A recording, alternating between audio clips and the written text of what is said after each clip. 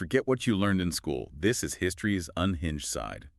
Welcome to Lifespan, the weekly podcast that digs up the dirt on the most outrageous, chaotic, and downright WTF lives ever lived. Wow. All told in a fun and fascinating way. And today, we are really diving deep. Oh yeah. Today we're embarking on a bizarre journey into the 14th century to explore a life that just throws all our expectations of medieval nobility out the window. Like completely out. Forget the polite dances and embroidery.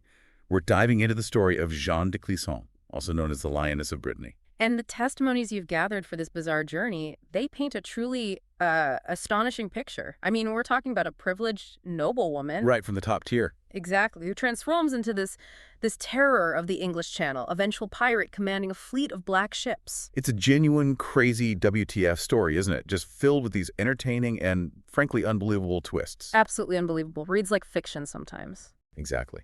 And our mission on this bizarre journey is to try and understand what drove this transformation. You know, what were the key events? Yeah. The historical context. What turned a lady of the court into the Lioness of Brittany? Yeah, what makes someone snap like that?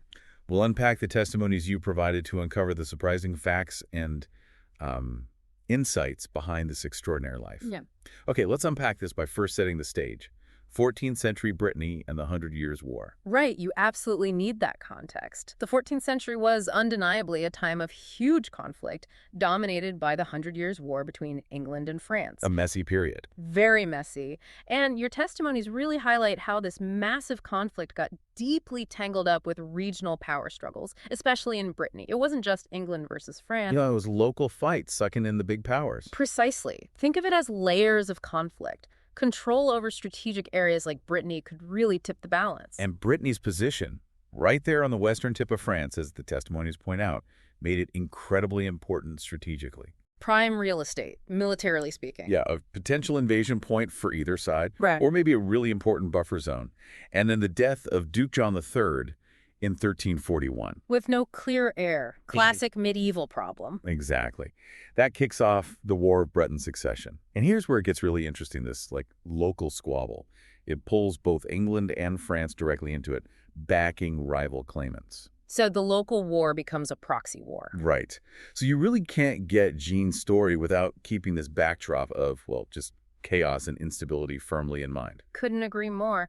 And when you think about the expected role of noblewomen back then in the 14th century, Jeanne's later life becomes even more shocking. Totally off the charts. The testimonies describe a society where, a noblewoman's status was tied up with land and marriage. Land meant power, influence. And marriage secured alliances passed on that land. Right. And while noblewomen weren't totally powerless, they often managed huge estates, households, sometimes even handled legal stuff. They had responsibilities for sure.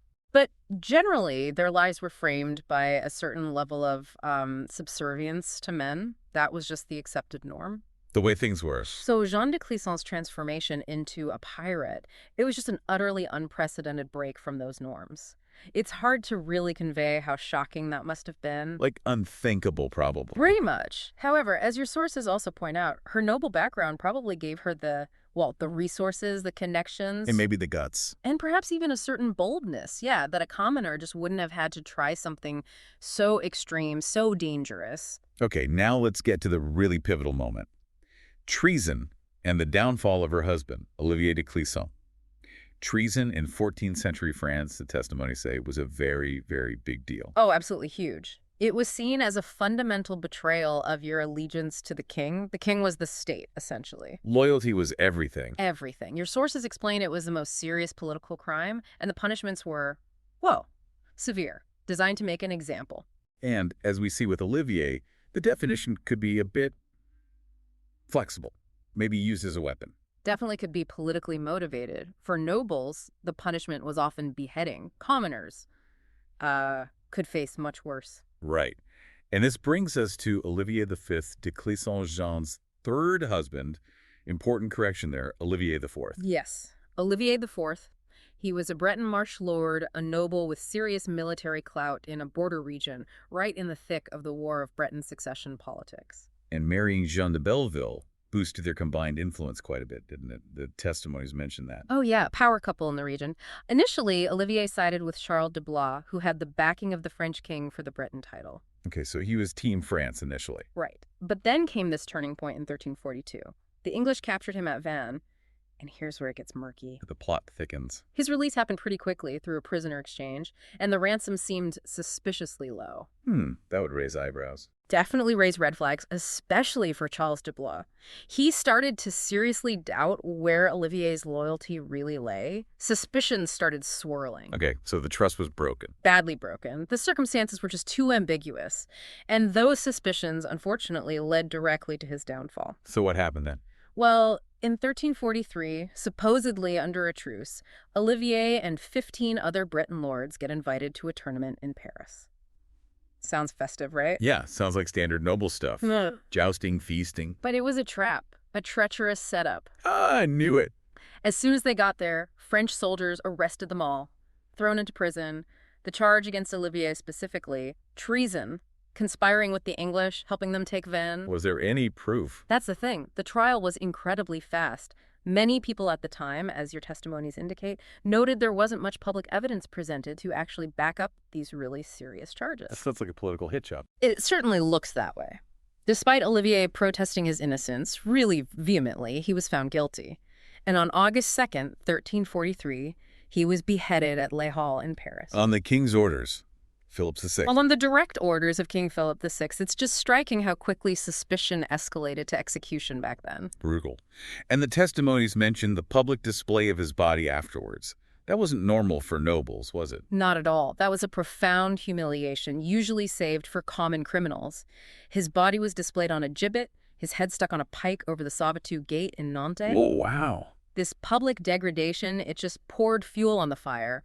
Public outrage flared up. And crucially for our bizarre journey, it ignited Jeanne's fury. You can see why. It wasn't just the execution, but the deliberate shaming. Exactly. Many felt a loyal man had been murdered by the king, and that indignity, sticking his head on a gate, it was designed to send a message, but it backfires spectacularly with Jeanne. So the news reaches her, like a lightning strike, as you said. Absolutely. And as the testimonies really powerfully describe, her grief didn't just stay grief. It twisted, it hardened, it morphed into this intense, burning need for revenge. Against King Philip VI, specifically. Against Philip VI and Charles de Blois, the man she blamed for poisoning the king's mind against Olivier. Which leads us to that almost legendary moment, the oath in Nantes. Yes, the legend tells this incredibly potent story.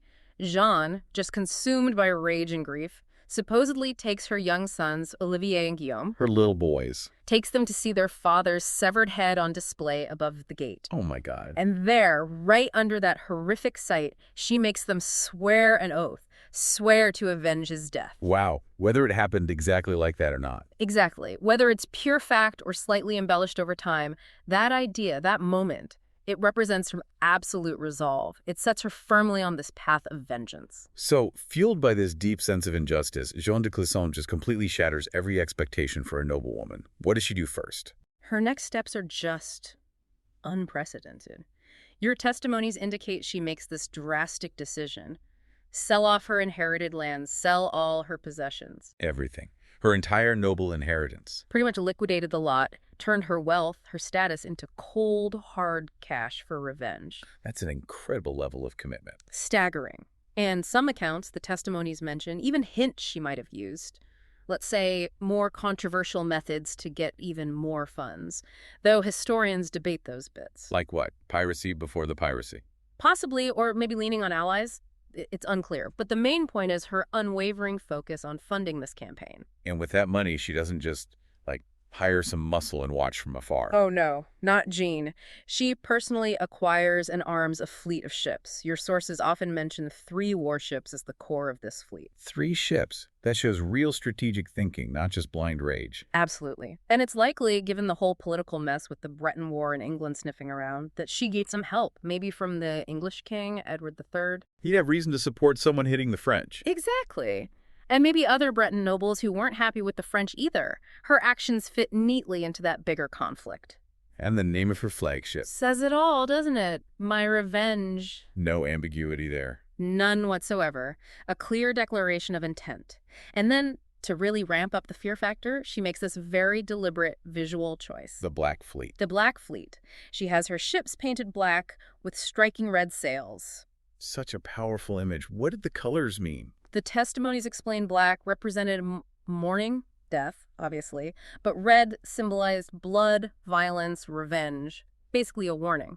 No mercy here. It's like a precursor to the classic skull and crossbones, that kind of psychological warfare. Very much so. Imagine seeing those black ships with red sails appearing over the horizon.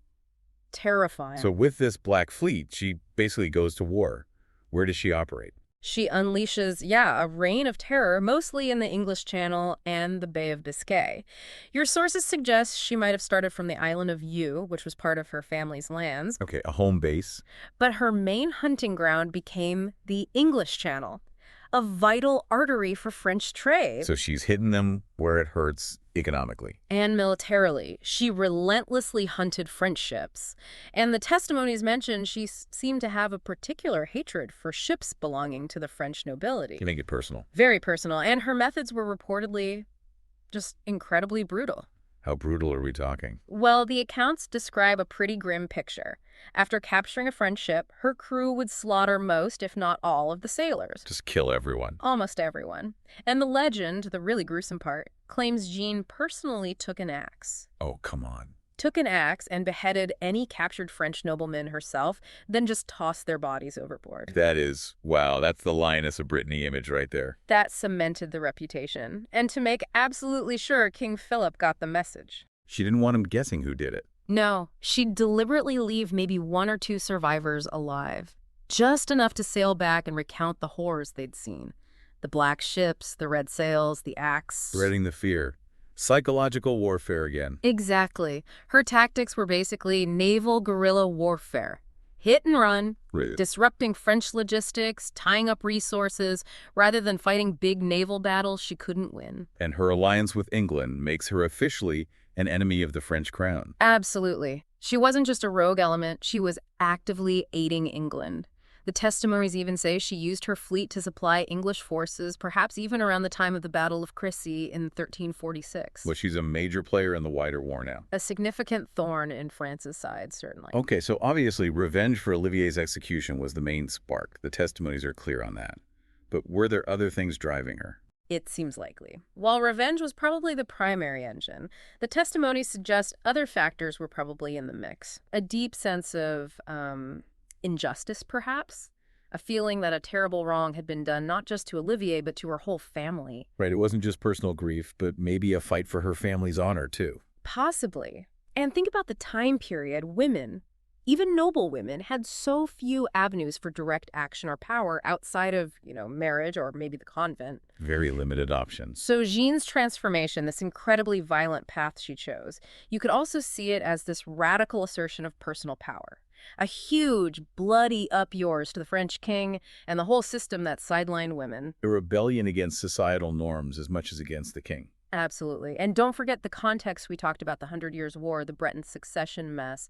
This chaotic backdrop kind of created a fractured landscape. An opportunity, maybe. An opportunity, exactly. And perhaps, in her mind, even some justification for these extreme actions. Your sources even hint that maybe she was influenced by other strong women of the era. Like Joanna of Flanders. She was active in Brittany, too, wasn't she? Yes, Jeanne la Flamme, another formidable woman taking a very active military role in the same conflict. Maybe seeing figures like that played a part. Interesting. So it's probably a mix of things. Almost certainly. A complex, potent cocktail, intense personal grief, burning rage, a deep sense of injustice, maybe a desire for agency she couldn't find elsewhere, all happening in this incredibly turbulent political time. Right. Now, Jeanne de Clisson's life, it's unforgettable. It left this significant, enduring legacy. But the testimonies also warn us, right? Yes. Separating the historical facts from the legend is tricky. Very trippy. She is mentioned in contemporary chronicles, which is important. Froissart's chronicles are the most famous. That's where the heart of a lion quote comes from. That's the one. Describes her as having the heart of a lion. But over the centuries, especially in the 19th century. The Romantic era. Exactly. Writers like Émile Péhant wrote these epic poems, and her story got really romanticized, maybe exaggerated, embellished. Made into more of a heroic, tragic figure. Right. And that fascination continues today, doesn't it? Mm-hmm. The testimony shows she pops up all over modern popular culture, online forums, history blogs, podcasts. Like this Lifespan podcast, exploring history's unhinged side. Precisely. And historical fiction loves her. She's often portrayed as this symbol of female empowerment, righteous revenge. But was she a hero or a villain or just a vengeful pirate? And that's the debate, isn't it? It really highlights how subjective our view of history can be. Was she fighting for justice? Was she just a ruthless killer? The perception changes depending on who you ask and when. And the sources themselves are biased. Very much so. Primary sources that mention her directly are actually quite scarce, and the ones we do have, they often reflect the author's viewpoint or the political situation. English sources tend to paint her more heroically, Standing up to the nasty French king. while French accounts often depict her as, a bloodthirsty traitor. Standard wartime propaganda, really. That makes sense. The testimonies also dug up some other intriguing details, didn't they? Things you don't always hear. Yeah, some fascinating tidbits, like she was married 4 times in total, not just the 3 we focused on. 4 times. And her second marriage was actually annulled by the Pope. Adds another layer. And what about her son, Olivier V? Ah, yes, Olivier de Clisson. The son she made swear the oath. He grew up to be a very formidable warrior in his own right, earning the rather chilling nickname, the Butcher. The Butcher. So the apple didn't fall far from the tree. It certainly suggests a family legacy of, fierceness, maybe brutality.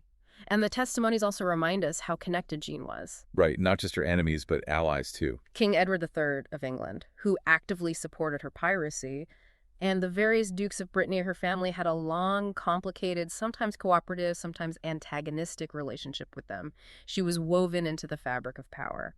So Jeanne de Clisson's story, pulling everything together from the testimonies, it's just this powerful testament to the truly extraordinary things people can do when they're driven by, well, profound personal tragedy and this fierce desire for justice. Or maybe just pure, unadulterated revenge. Or maybe just that.